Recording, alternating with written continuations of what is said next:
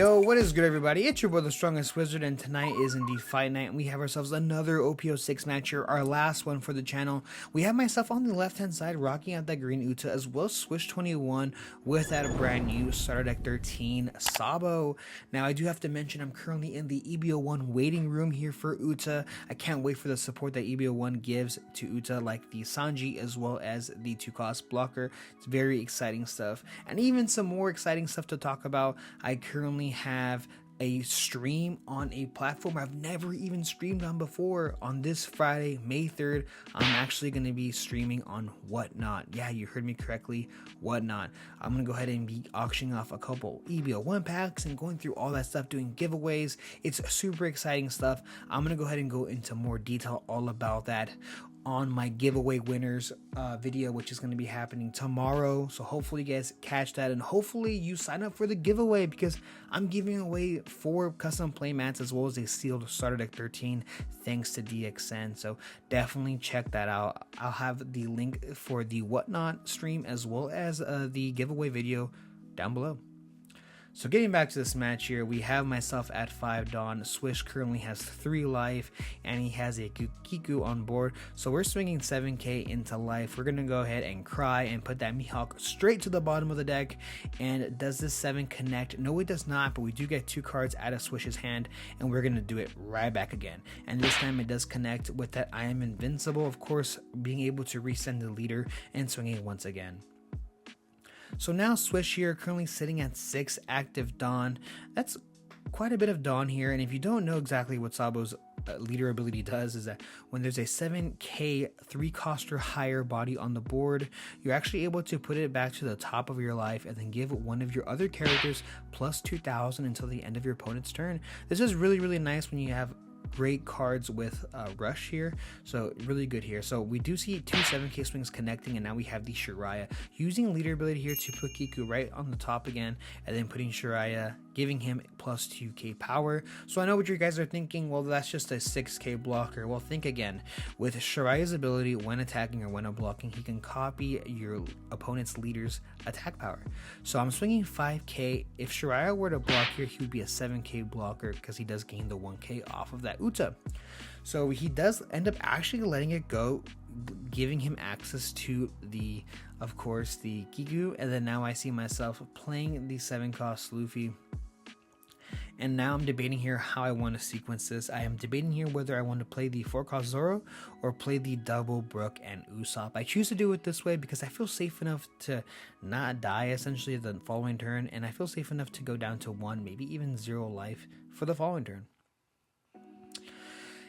So currently here, Swish, my man here, is sitting at 8 active Dawn, and this is a lot of firepower that we do have for Swish. This deck runs rush cards as well, like Zoro as well as 5-cost Luffy. So this is a 7k swing going into life. I'm debating here whether I want to pitch 2 cards out of my hand or block then just give him 1. If I block and give him 1, how much of it is it a possibility for him to go all in and try to get that Luffy? And at that point, is it even worth it for him to do so? So I think I am going to go ahead and block this attack and then pitch the 4-cost Zoro that I did mention before right out of my hand. So now we're going to see a 8k swing, 8k swing. This is going straight into life. He wants no business with this 7k Luffy. I'm going to go ahead and take this, and now we see another Kiku coming down. We're going to go ahead and use the Kiku ability here to put it back to the top and pumping up our Shiraya. Now this is, of course, a 7k attacker if he chooses to do so. Will he do it? Not too sure. I feel like with 3 life, kind of why not? So yeah, we do actually end up seeing a 7k swing going straight into life, and I'm going to take it, dropping it down to 0, and this Shiraya is still 7k. He gained the 2 plus 2k off of that leader ability, as well as gaining 1k off of when attacking. So pretty nasty here, but we don't have a blocker up. So we're swinging 5k into life. This is an easy 5. We see 1k counter coming into play, and now we see another 5k swing going into life. We're trying to chip cards out of this man's hand. Can he give us a 1k or 2k? No, he just gives us Kiku instead. So this 5k swing does get countered by a 2k, and now I'm debating, do I want to swing 7k with Luffy? Yeah, I do. So we see the 7k swing going into life. I want no business attacking the Shirai. He's a 7k body and he's a 3 cost character. I'm good. I'm all good with that. I'm not nowhere getting near that card. So the 7k swing is, he's thinking about it connecting here. Hopefully I don't see a trigger. It is still yellow, but no, we don't see a trigger. And now we see the demon himself, 8 cost kid, using ability here to play down the UTA, attaching 1 Dawn, using UTA ability passing turn, pitching an event card to restand a film character. Now, having 2 blockers up plus kid is extremely good, and I have a good amount of cards in my hand.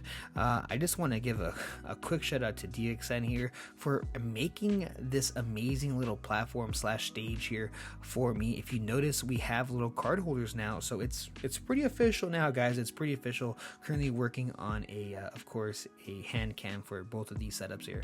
So we did see the koala coming down, making that 8 cost character into a 5k body kid. And this is really brutal. This is some really good tech here that Swish has adopted here. But we do see the block with the 4k body. Of course, that 7k swing, that's 2 cards out of my hand with a 5k character. And now we're going to see possibly another 7k swing. Yes, another 7k swing going into the kid. Are we going to go ahead and see myself block or give him 2 cards out of my hand? And if you're counting the cards in my hand with that stand, I know it's a little harder to see this time around, but I currently have 7 cards in hand. So if I give him 2, I'm already dropping down to 5, and that's a lot of cards. But unfortunately, I have to give him 2 2Ks because I currently don't have any more 1Ks. And this is pretty indicating for my opponent here. So even if he swings even 5, I have to give him a 2K if I want to block. The only reason why I don't see him doing so is because I still have that 7k blocker that's a free block. So we are going to go ahead and use a Sabo ability here to put Kiko back to the top of his life to pump up the 6k body, of course, Kiku. So this is an 8k swing going straight into the kid. Now I only have, I believe, 2 2Ks in my hand as well as that 7k blocker. I could pitch this. I could actually block and then pitch it, but I'm kind of worried that he's going to kind of go all in on one of these characters to go straight into the kid. So I'm going to go ahead and just give him the 2 2Ks. If he ends up playing a Zoro and then just dumping everything onto the Zoro, I can just give him the Luffy if that's the case. But I currently have 3 cards in my hand, and this is pretty dire here. This just goes to show that I need to draw either a lot of cards next turn or I need to kind of close it out next turn. So putting myself on the clock here, and we're going to go ahead and possibly attach 2 Dawn. If he attaches 2 Dawn, that would be a 7k swing going into kid. And little does he know, I have no counter in my hand, so I'd have to give it to him if he does end up doing so. Now he could possibly set up another blocker if he has it as well. Maybe play a rush character. Really not sure exactly what Swish has in his hand, but we are going to see another 3 cost Shirai coming down. And are we going to pass the turn? We are. The issue is, guys, is that I still have a full board. I have 2 5k bodies, the 7k as well as the 8k character still. So if you commit too hard and I end up getting out of it, is it really worth it?